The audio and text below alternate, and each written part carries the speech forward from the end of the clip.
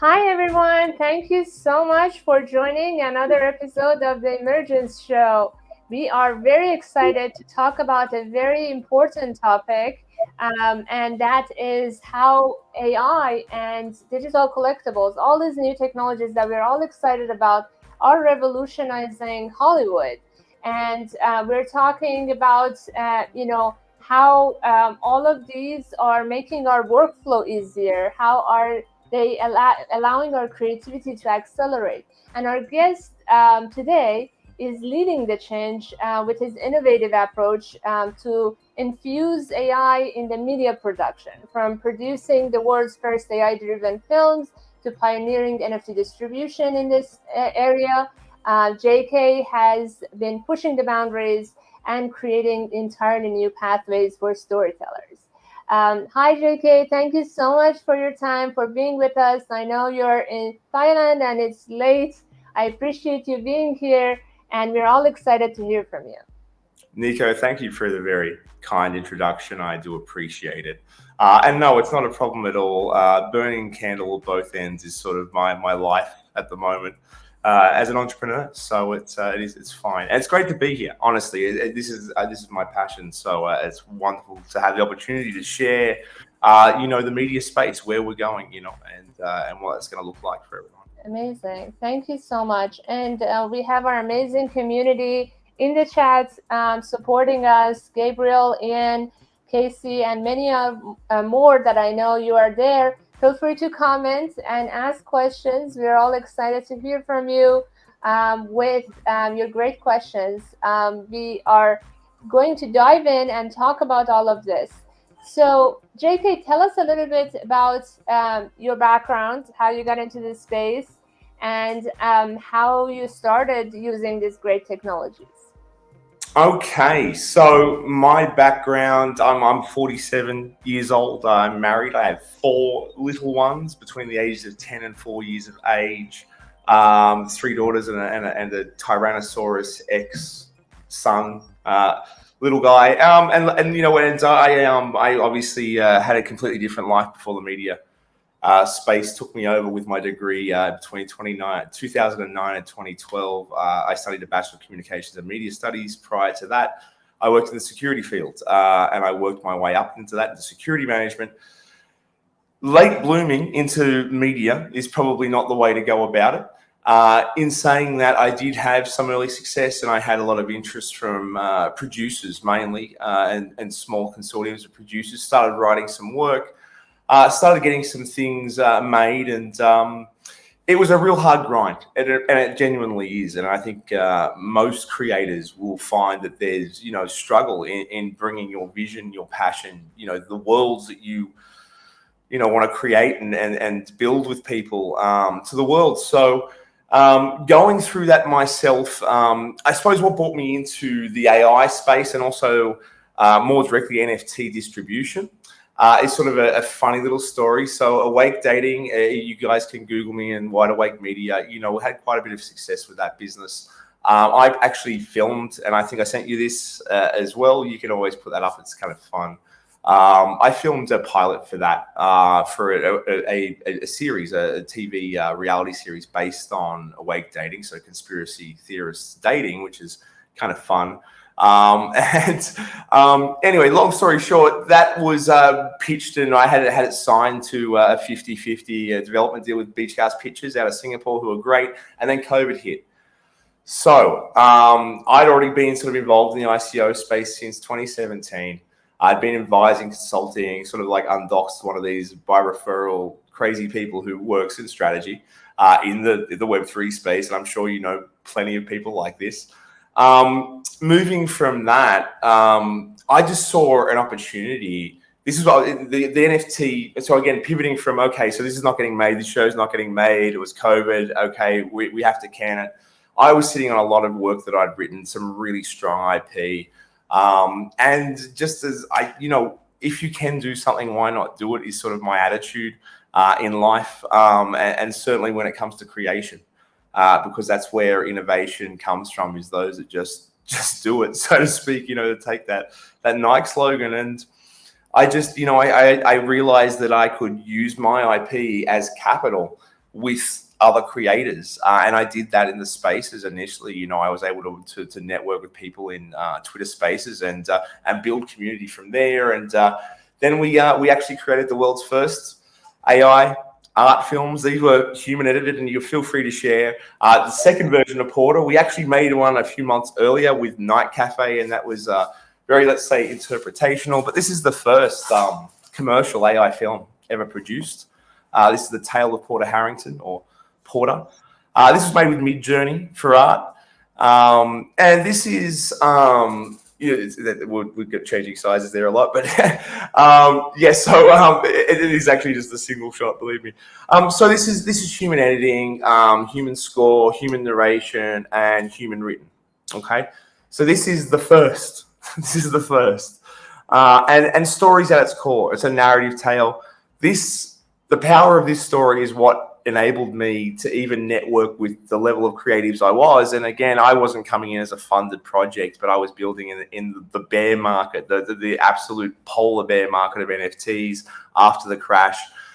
We'd been planning to do this pre that, and the crash came in and just destroyed everything. If anyone wants to go and watch that, there's a link in my bio to go and watch Porter. You go and watch it. It's really kind of cool. But it's a very strong story. And so working and basing on that was the first ever in the AI space. And we just kept on moving and rolling. I had another project which took me elsewhere into this region in the world. And with that came opportunity around about 9 months ago to actually, with the current tech, maintaining currentness. That was Midjourney. The next one's DALL-E, and you can show that too at some stage, or even now there's I sent you, it's Creative Kitties advertising agency. That's really cool. Much better. The visuals are really snappy on that. There's a lot going on for super early AI, human edit, etc. That's Kitties. Yeah, that's Kitties there. And the soundtrack for that's really bopping too. There's a low res version on my LinkedIn. I couldn't upload anything better than that, but this is the UHD version. And this is DALL-E for art. So this is the second AI film, commercial AI film. And this is really cool, you know, and again, this is literally with the tools that we had, we're doing what we can, you know, we're using post-production and as, you know, where we are now, where we were even a year ago is so massively different. This is over 2 years ago now. This is over 2 years ago as like literally the first, AI-driven film. So again, a lot of human elements. I'm not going to go into in depth where we're going and where, you know, ourselves are going. I'm sure we'll get there in the conversation. But this is the first thing that brought me into the space was creating, producing, writing, and then producing with team these works. And it was a lot of fun. It was a lot of fun. And I learned a lot from it. You know, it was great. Very cool. Very exciting. Amazing. So let's get into more specifics, and our audience is really enjoying it. They have some questions as well. We will get to them. But before that, let's get into more specifics. So in terms of like the tools that you have been using to create these, can you expand a little bit more? And do you do it all yourself, or do you have a team that take care of different areas? Okay, so with our startup, Storming Teacup Studios, we're more focused on workflow. Obviously, also distribution and formats and getting that product market fit too, which is something that the mainstream established traditional studios are really struggling with. I can touch on, I can really expand on that even, should you wish. But it's more about how does one go about producing excellent content on smaller budgets in a faster turnaround time. Now, we're not a tech play as such. We're more a workflow meets IP and market match play. You know, maybe you'll also be platform at one stage and more, but this is what we're going to market with. And it's, you know, what we started, the tools that those first films were made in over 2 years ago are completely different to the tools that we're using now. And when I say the tools that we're using now, I can drop the names of 30 different, apps that people are already using. There's also some newer ones which are a little bit more specialized, like there's Replicant, there's Wonder Labs, I think it is. There's a few more third party again overlay sort of apps that people aren't utilizing so much, but everything else is like Runway and Luma and standards and using different Gemini models and things like this. Even Microsoft, we've tooled everything. Kling, Kling's obviously coming a long way with a lot of different tools. But what we'll be producing when we're actually hitting market with our slate, because we have an IP slate now. When we hit market with our IP slate, we'll be using whatever the current tools are then, because it's about having an agile workflow. It's about focusing on the agile workflow as being core to how you are getting the best for the content, for the audience, and the investors, or whoever's backing what we're doing. So it's sort of that match. And that's what we're going for. So it just changes. We can. Before it was DALL-E and for edit it was mostly, and again it is team. Yeah, I'm a writer producer. I'm sort of like a producer EP guy, and I direct a bit. So amazing. Yeah. Thank you. And so, can you expand a little bit on how was your workflow or challenges before using these versus now? How things have improved? Wow, immeasurably. Okay, so most every facet of production, and certainly in the workflows that we're working with, are positively affected. Every aspect, even from ideation on, and sort of validation to market research can be done somewhat with questioning AI. This is literally how we're doing things now. Our data analysis is complex the way we're drawing it, but certainly AI plays a large part of that. And then getting that product market fit based on what that intelligence says. Then moving forward to, okay, so we know what works. We know what our particular market segment, again, we need to focus going to market, what our market segment wants. How do we produce for that? What is it that we want? And then expanding on that, what's required? What tools are required?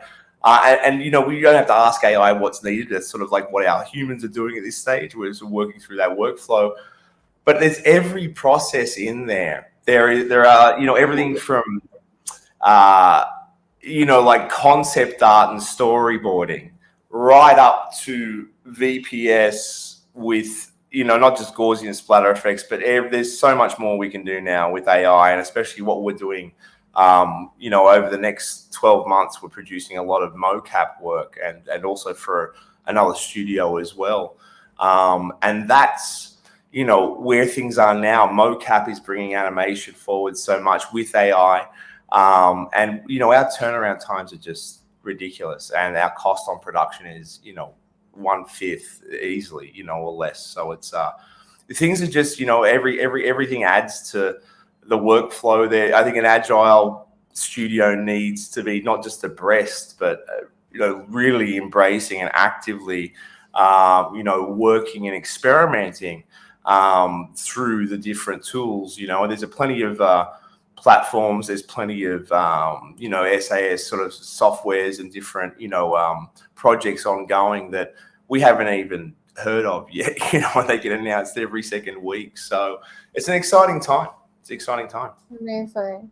And are there areas that AI hasn't achieved yet, like you decide to still do it the traditional way? There's a lot of areas. In fact, I'd suggest that humans are integral presently in process, in guiding, in tooling, in saying that there is going to be a time, without doubt, that there will be a meta director producer AI, and I've been talking about this for years now. That's producing. It's totally autonomous without any intervention of a human, able to produce from ideation through to in the can, fully cut content in minutes, depending on server power. Is that content going to be wonderful? I don't know. But there certainly will be a market for it, and it'll have its own thing. And again, what we can train up is just insane. But there, I think right now, certainly, the mix where authenticity is what's needed at all stages of communication with your audience, interplay with your audience. And I think when we take away the human element, that's easily lost. And in what we create now and what we'll be creating, you'll see that there's a lot of sort of human flavor, even in the AI engineering. But in saying that, there is a lot more coming, and even now, and Runway's had some massive leaps, and obviously with Lionsgate now, the partnership, what we're going to see out of a lot of these forward-thinking sort of studios is these end-gen results for us as users, and by extension, obviously the market is really, high quality, high consistency, easily maneuverable, easily, editable, AI-driven content, and that's coming. It's coming. But yeah, the simple answer is we use humans in all stages. Amazing. Thank you. Um, and thanks, Ian. Hope you have a great call. Come back after. All right. So let's look at some of the questions that we have.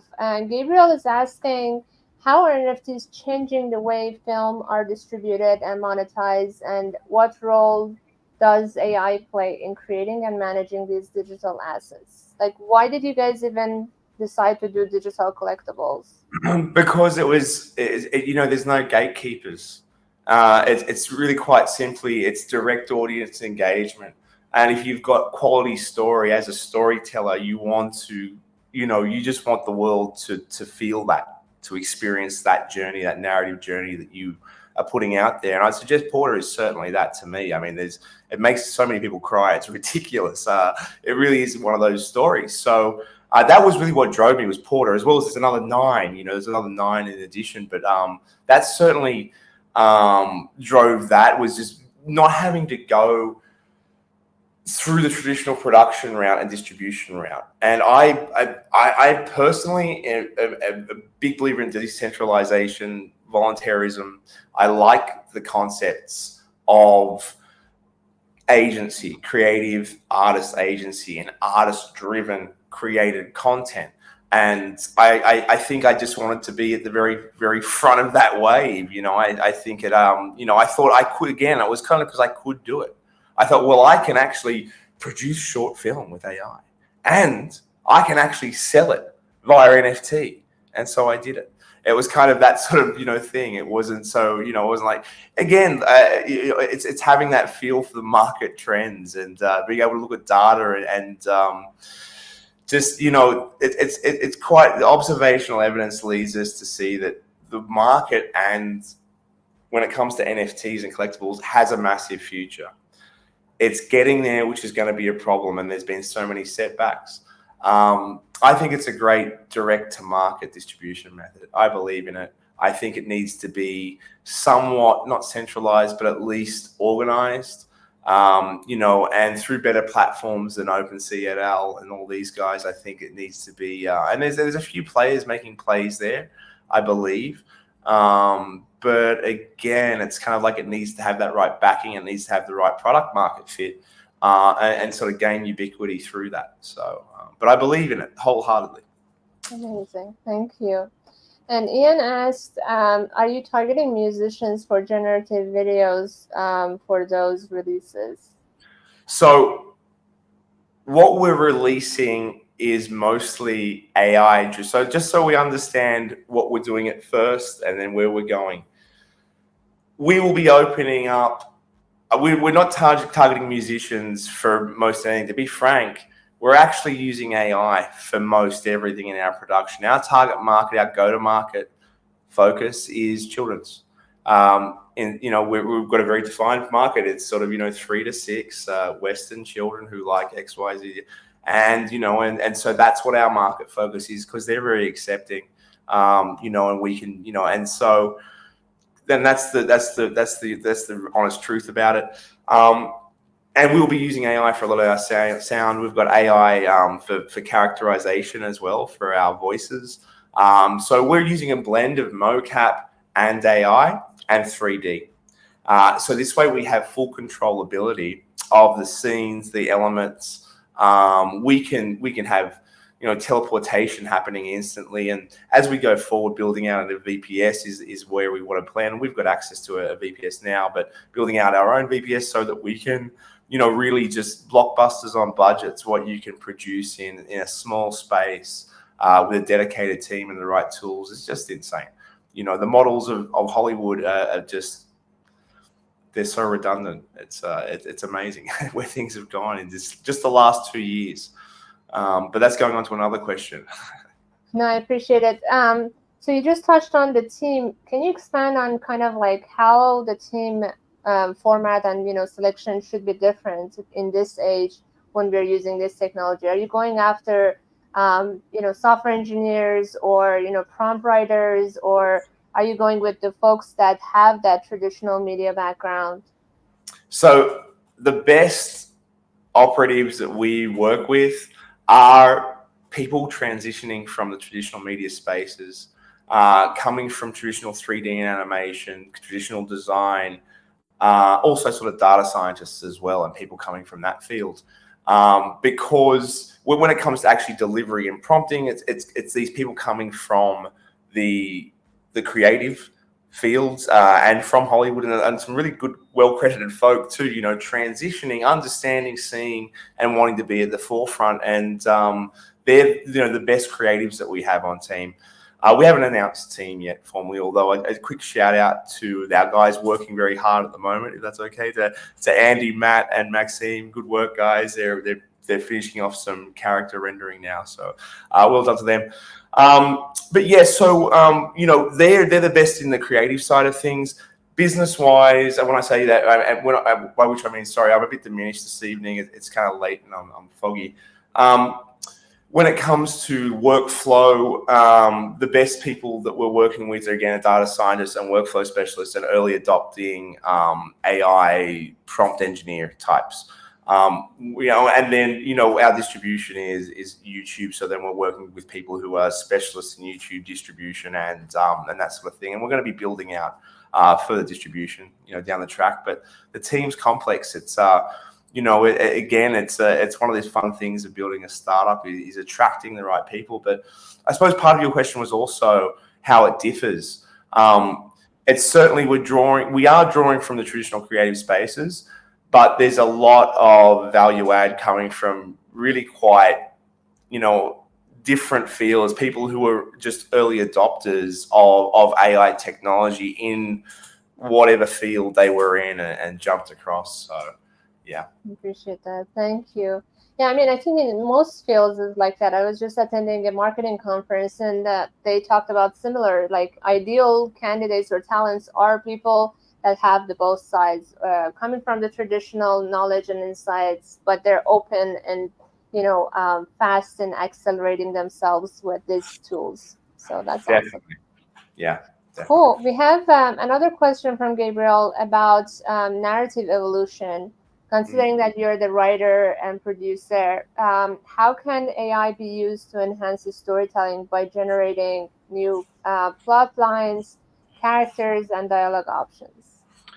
So one of the things about having your own GPTs and training them is being able to really hone in on what it is that you want as a writer or director or a producer, whatever, however you want to look at it. So what you can do is through a process of essentially elimination, training and retraining, you can build your own GPTs that will be trained on you, on your work, on your data, or maybe you Stephen King, I don't know. But we can train GPTs that write with the flair and the flavor that you want, and then you add to that. So without giving too much on the way that our process works, it's both human and AI. Again, we're writing children's content, but there is a real formula to it. There's a real formula to word structure, sentence structure, and what keeps attention, drives audience and viewership. So we're sort of working with that as well. And I know the biggest players in the industry are at least, taking notice of that aspect of AI's, capacity to assist. So, it can be used really, as I said, the best way I'd say is to train your own GPT. the way you want it, and train a few different ones. Have a few different GPTs that will look at the work differently, and and give you different options. And it's really good just to see what it's got to say. I mean, I think a lot of people now just ask rando questions of Chat GPT to see what the answers are, and also, hey, I'm thinking about doing this. What's a different way I could do it? Just for those, it's like having a brainstorming PA person who you can just not even pay unless you go pro.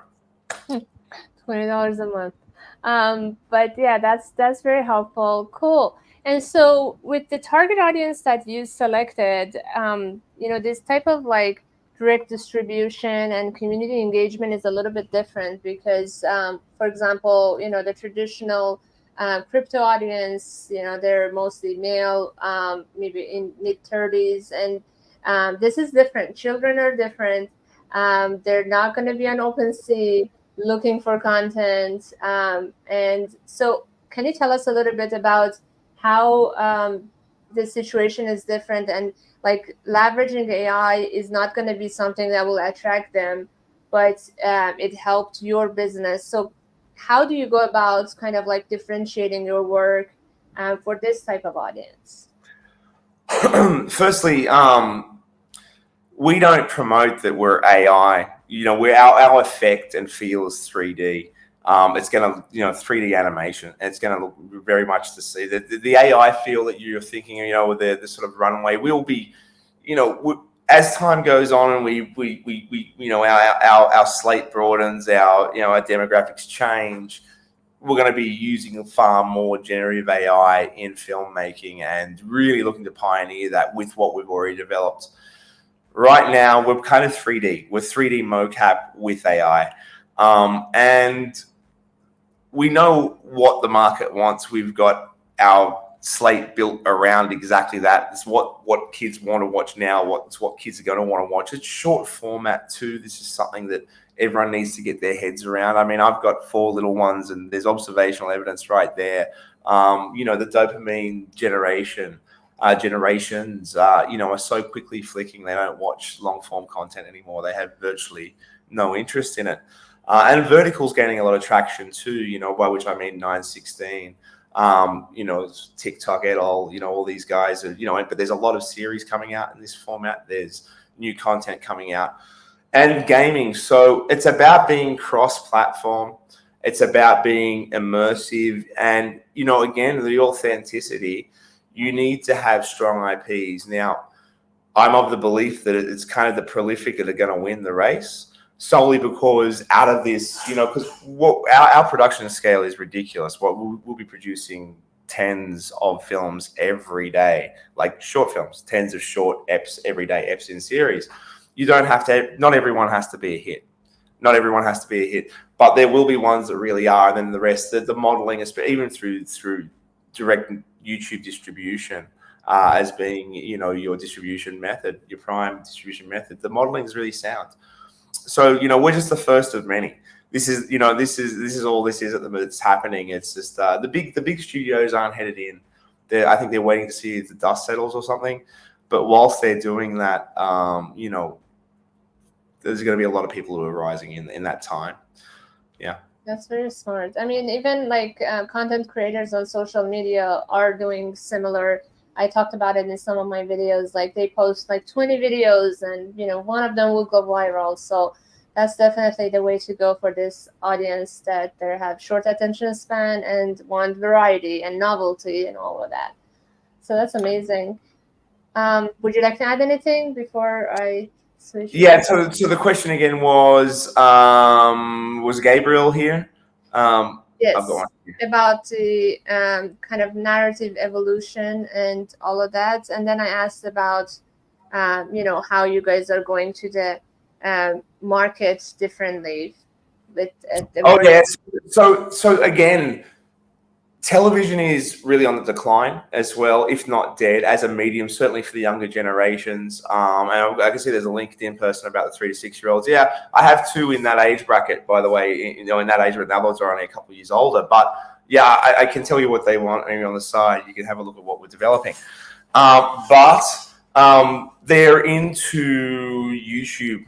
They're into TikTok, or other Insta, other social. But certainly, my kids are into YouTube. They're not other social. They're very young, but they love YouTube. We've got the world's biggest TV. It's only ever got YouTube on it. They've got devices. They're either playing Roblox or they're watching something on YouTube, and they scroll.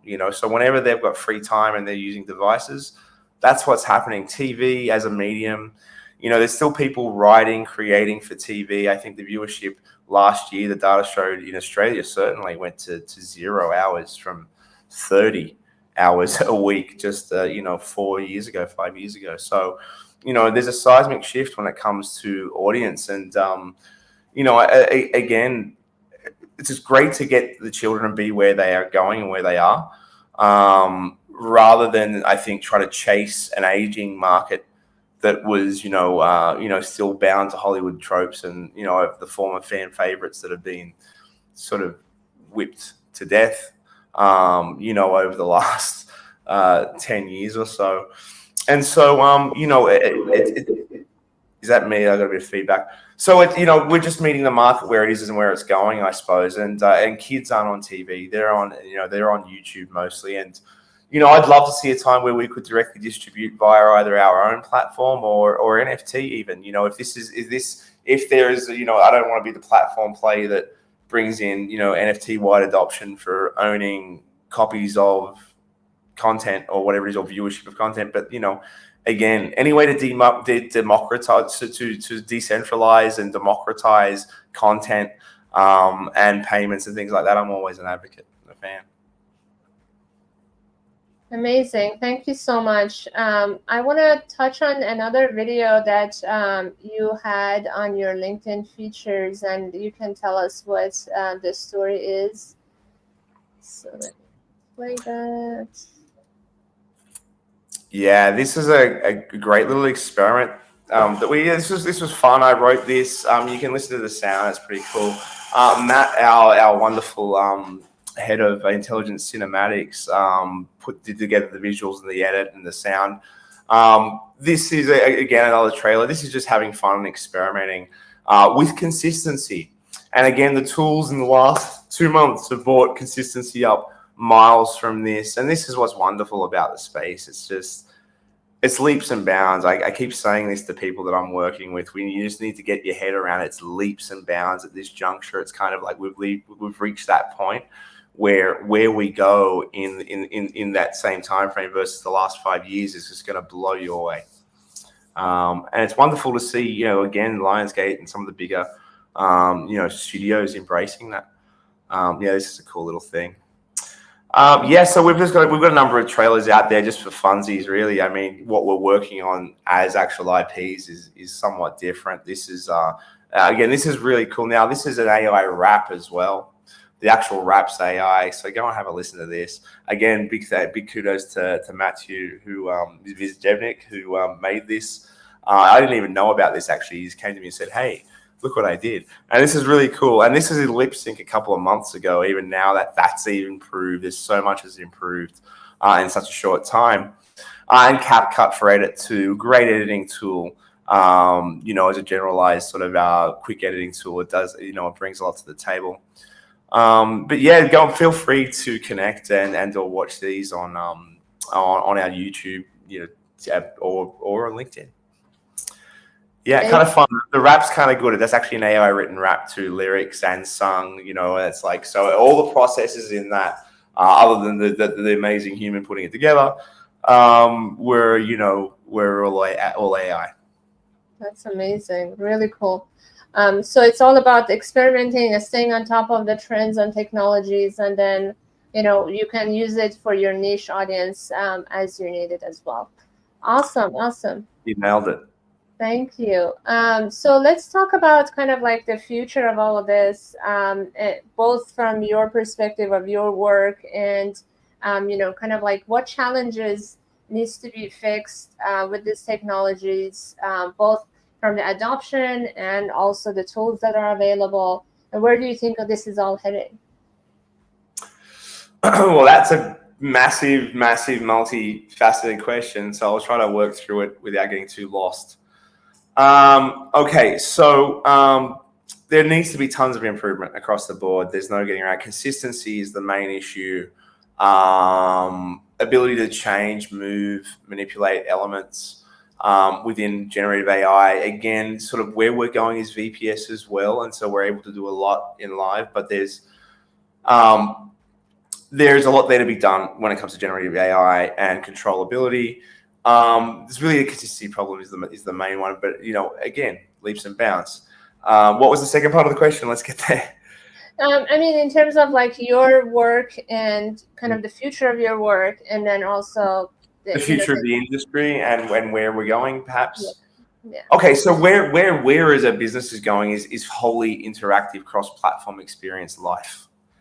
We're talking, think escape room meets VPS with live actors and great storylines and choose your own adventure, multiple options as the how it ends experiences. That's where we want to go. Where we're starting, as I said to you, is a strictly kids focus. So there's a lot of ground between those two to cover. We're looking at developing the whole gamut of content, be that gaming, short form, long form, even blockbusters on budget type stuff, strong IPs, franchisable work, but on 3 mil versus 300 type thing, this sort of thing. We're looking at working in this space because there's still a lot of fertility there, and really just staying at the forefront of where the market is. And we believe I certainly believe that the market is headed to more interactive, immersive experience. There'll still be always that time for sit back content. Certainly for someone my age or my Gen X sort of person, I love a bit of sit back content. In saying that, you need to still be contemporary with that content. It needs to be using the right production tools, which are the best available tools, be they AI or human. And again, sort of addressing a little bit of your question there, there's a lot of pushback, and I can touch upon that separately. I think Gabriel's asking something about that before, and I've got a lot to say on that. But yeah, so that's where I see things heading. And again, there will be a juncture where there's a meta producer AI, producer director AI that's concept to in the can, just generating based on a GPU how fast it can create content. Will it ever replace human content creators completely? I don't know. But all I know is that we can do amazing things now and in the next 10, 20 years that are just, next level and just in ways that no longer require 13 levels of sign off to green light something. It's now we can do it. We have the funds. This will be great, and then, based on the market trends, direction, and data, deliver. That's amazing. Yes, it's easier to stay on top of the trends when you have these fast making tools. Amazing. So you want to expand on the pushbacks and the challenges. Tell us, what have you experienced? Yeah, so when it comes to that, I mean, there is an inherent fear, and I totally get it too. There is a lot of people are being made redundant and will be, unless they can pivot and embrace, unless they're prepared to be one of those people. It's not being a turncoat on the industry. You can't, pull the wool over and wait and hope that it all goes away, or there'll be some massive legislative action which undoes this. So it suggests the cat's out of the bag. Whether this is good or bad isn't going to be for you or me to decide. And there won't ever be a time where they pull it all apart. There won't ever be a time where they say, you can't make money from this now. No one can. Well, creators have already been making money of it in so many minute ways. There's percentages of AI in so much that, we've already lost count of it. So these arguments aren't even for us to answer. Again, I just want to produce the best content I can on the best budgets. It's kind of that. But there's been a lot of pushback. There's a lot of people in the VFX field, especially, who are really, very vehement, quite, impassioned. And I totally get it.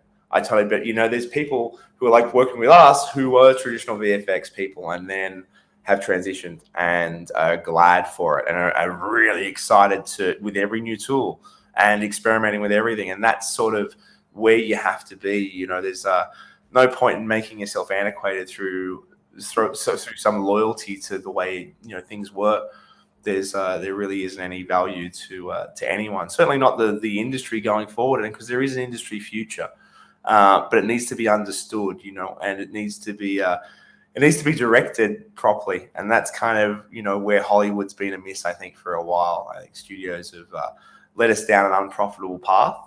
And it's going to be these small studios that do well. I'm looking forward to seeing the new media wave as it comes in. Amazing. So let's say these creators, filmmakers from traditional media are looking to break into this space. What advice do you have? Where should they start? Self-research. I mean, there's nothing holding you back except for yourself and your own attitude, if it's holding you back at all. And I imagine people watching this show, they're not held back at all. So again, self-research is a good place to start. Speak to other people who've got more experience in the field. Just follow a lot of people on LinkedIn who know what they're talking about, and get familiar with how workflows work and what tools you can use at what junctures to achieve what results. And also definitely know the shortcomings too. What is it that you can't do, and what workarounds that you need to implement. And there's tons of information there online. It depends again what sort of way you're approaching this and what your desired outcomes are as to what advice I'd give. But again, generalization, just deep dive yourself. And then I think there's a lot of creator-driven content coming. And that's wonderful.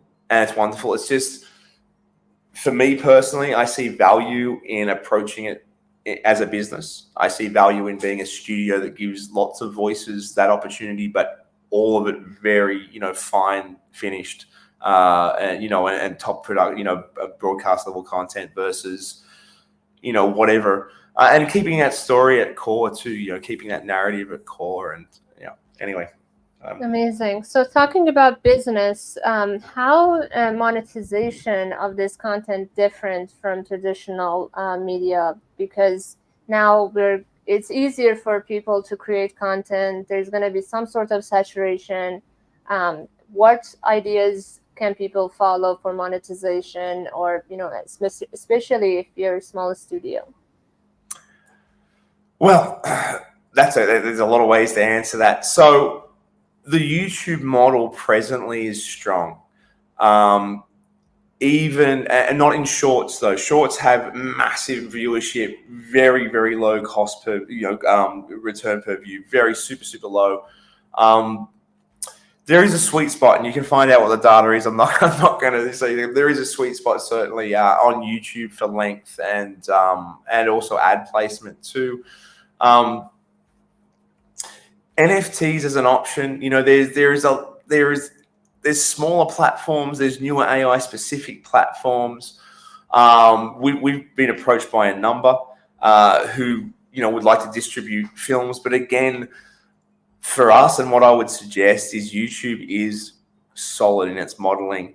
It's about building a viewership. If you're an independent creator or a much smaller studio, you have to decide, is there a niche? I know people who produce traditional film in the war space, a very specific sort of demographic. There's a very sort of type of Midwestern sort of person that purchases that will watch that film, and is into that niche, that genre.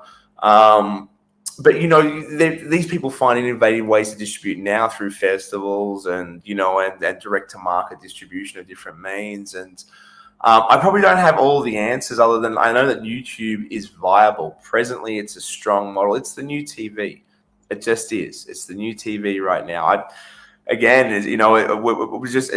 stating the obvious, really. I mean, everyone's watching YouTube, and even streamers. You see the streaming services viewerships are sort of, they plateau a little. Everyone wants to go. People don't mind watching ads; they'd rather click through. But they don't mind if they have to watch ads. They just don't want to pay for services. That's one thing that I've learned, in business, if if they can get it for free, so whatever it might be, if you're big enough, you could be your own platform play. I suggest there's a lot more AI centric platforms coming online. I know of a number, as I said, and they'll even pay sometimes for some sort of fee to host, and so there's options there. But yeah, YouTube is the go. I think I'd suggest. I think those newer platforms don't have as much traffic, so you're gonna be struggling with that. I mean, unless TikTok. Have you guys played with TikTok? We're using TikTok and YouTube Shorts as funnels to the main content, solely because the monetization versus what we can garner in YouTube with the length of content. And it's just, YouTube's where it's at for us in sort of the time that we're looking at. But Shorts, Insta, TikTok. And again, we're not going to be bound to kids content forever. It's just that we need to nail it. We need to, really, and this is the right space to do it in is in children's content in that demographic. So, but I mean, all the platforms have value. The monetization varies, but the revenue model for the length of content which we're distributing, YouTube works. It works very well. Amazing. And what about collaborations? Have you thought about or explored any types of collaboration, whether it's for collaborating with creators, streamers, or even traditional media companies? Yeah, so we've engaged we're working now with Zentric Studios Australia. They're great guys over there, and hello to Ken, who might listen to this later. And they're a great size for us because they're a really forward-thinking studio who's Emmy award winning, and they're a very serious studio. They're top quality workers, and then we've also been speaking to some even larger. I got lost there. Okay, you're back. Am I there? We had your audio, but your video froze for a second.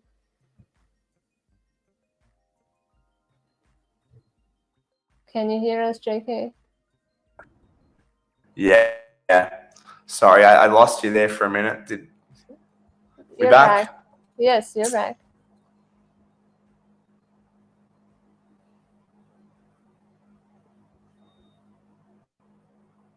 Oh, I think I lost you. Yeah, I can't hear you. I think we're losing connection here. Well, I do have your audio now. Okay, and your video is back. All right, go on. This might be me having trouble. Okay, this is wonderful. It's okay. These are the challenges of live technology. Oops. All right. Hopefully he will be back soon.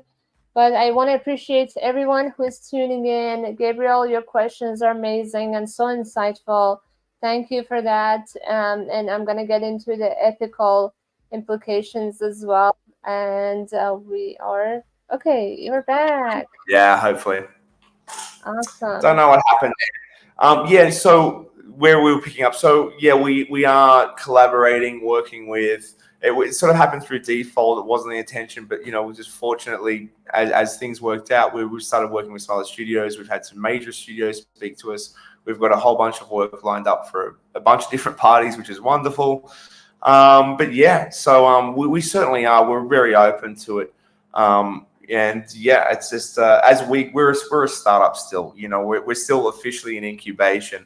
We've got people who want to see decks and all that sort of stuff, and we're just we're building what we can now. And I've lost you again. No, you're here. An atrocious connection. It's okay. You're here.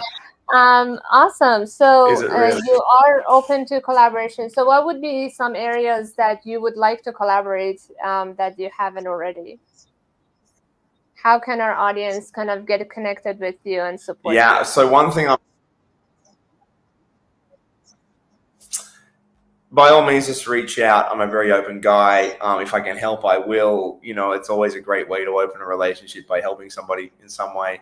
So yeah, I mean, I'm open to collaborate with those that are already in the media space who are looking to move into AI filmmaking. We've got a lot of opportunity coming on stream in the next months. So we really need to build our team. You know, in the, oh, gone again. Am I back? There we go. It keeps going in and out. I keep seeing the swirls of death. Anyway, I keep getting the swirls. Just ignore it So because yeah, certainly I'm actually looking for yeah, okay. In and out. Are we back? Can you you're hear me? here. It's okay. Yes, your audio is Shut. consistent. It's just the video that I don't know what's Okay. happening. It's just my end. Sorry, everybody. I must be. So yeah, no. So we are certainly looking for assistance as well in certain areas. Hopefully, you can still hear me. It keeps coming in and out on my end, so I don't know. And just reach out anyway if you're interested more in what we're doing and a little bit more about what AI can do for you too. I'm always happy to point people in the right direction. And yeah, that's probably it, I think. I appreciate it. We have another question from Gabriel. What are the ethical implications of using AI to generate or manipulate content, particularly in terms of authenticity, bias, and copyright infringement? I know you're not dealing with any of Yeah. those, but just like, what are your thoughts? Because that's what worries a lot of people. Yeah. So when it comes to us as a studio, the concerns would lie in the legality of how it was initially obtained, and what can effectively be traced back from whatever content. Now, if there is, for instance, if we use, let's say, for ease of numbers, let's say 20% of one work was made with AI. Now, of that 20%, what fractions came from where? And then, who is the rightful owner of this infinitesimal percent of this to that? And again, I think I am personally I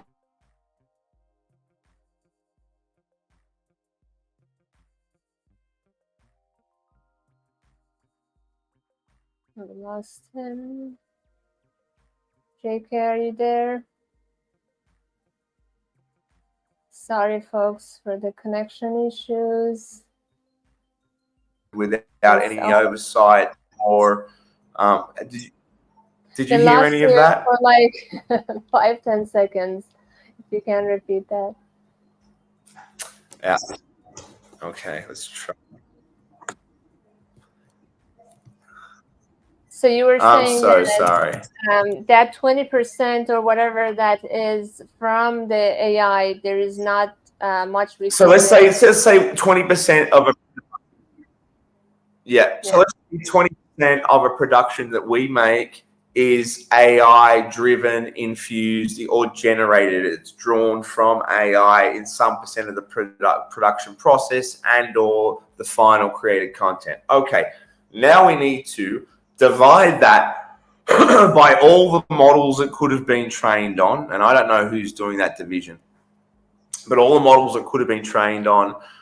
Similarly for LLMs, like where was that trained on, by who, by whom I should say, and again, it's kind of like, I believe there's been an ethical black hole here, and I believe that the Pandora's box got opened without anyone's input, advice, or recompense being offered to anyone. But it's done now. That's the unfortunate reality. What I think should happen is that the biggest profiteers should feed back. How is that divided? What does that look like? I'm not going to do that. I'm not going to be the person who works that out. But I believe that there should be some recompense. There should be some royalty of forms paid. And I know that Sam Altman was speaking of some sort of universal basic AI income, something like this. There's certainly something in this type of concept. I think it needs further development. But I certainly think, it sort of smooths out some of the ethical implications. And again, it's a cat out of the bag scenario. And there's no use I don't see that, where we are when what's trained on what's being trained on what's being trained. It's so hard to go back and reference anything with clarity and say, well, you know what? It's not like we've got a perfect, Spider-Man exactly the same. But, again, I did do that. You can see I've done that. But that's not a corporate work. That's not a commercial work. You can see on my LinkedIn profile, I did that as it's for Shady Mountain Super Old Folks Home, one of my films. And so, you can use it in any way you want to right now with virtually zero implication ethically, if it's just for fun. When it starts becoming commercial, it's where we have to understand what legal ramifications there are in the moment and what could be in the future. Because again, especially in our monetization model, and I imagine for many, it's ongoing distribution, it's ongoing, it's even syndication, etc. And wherever things might go even past YouTube, that's relevant now too. So understanding that there is enough legal space certainly being offered that we can safely operate in the way that we do, and I imagine most all AI gen filmmakers are going to be able to operate with total impunity. I can see that as being what's going to happen going forward. And certainly we've got Lionsgate and some of the biggest studios now, bringing in their content libraries and actively participating in the revolution. So, but again, just to nutshell that more, the ethical implications, I think that everything's trained on everything. My brain, my creation's trained on so much, and it's all what I've read, what I've watched, and sort of that little bit that makes you different. So, yeah. Yeah, and I think we had a guest that mentioned, it's about prompting too. You can ethically prompt, not directly reference. And Yemi is making a good point that there are data sets that have CC0 license, and you can also use those. So there are different ways to be ethical. But yes, we are all inspired. That's what creativity is. We're inspired by so many data points and so many other creatives before us. So that's really powerful. Awesome. So as we're approaching towards the end of the show, are there any closing comments, anything that we didn't get to touch on that you would like to share with the audience? Not really. I'm more than happy to answer questions whilst this dodgy connection holds out over here in the evening. But yeah, no, it's been great to sort of, again, a little diminished and tired today, so I feel like I'm all over the place. But it's fun to share, where we've been, where it sort of started, where we're going. Yeah, it's been fun. Because I want people to understand that there is opportunity in this moment. It's not all doom and gloom, and I know that the sound stages are closed and they're not going to open again. It's not going to be ever the same. We need to acknowledge that, and we need to run. We need to run while we can with what we can, and not wait for the moment to pass us, I suppose. So that's my best message I can give to any creators. If you're not already utilizing AI workflow, if you're not already just dreaming and then creating yourself just for fun, even if not commercially, get into it. Nothing's holding you back except yourself. Amazing. Thank you so much for your time. And as you see, our community is grateful for all of the insights that you shared with us. Thank you for staying up this late and dealing with all these technical challenges we had to deal with. You're amazing. I appreciate you and can't wait to see the future of this great work that you've already started innovating. Thank you to our amazing community for being with us with all the great questions, great comments. We're so grateful to have you. And join back us next week every Tuesday. We'll see you at noon EST. And have a great rest of your day or night. Thank you so much, JK. I appreciate you. Have a good night. Thank you so much.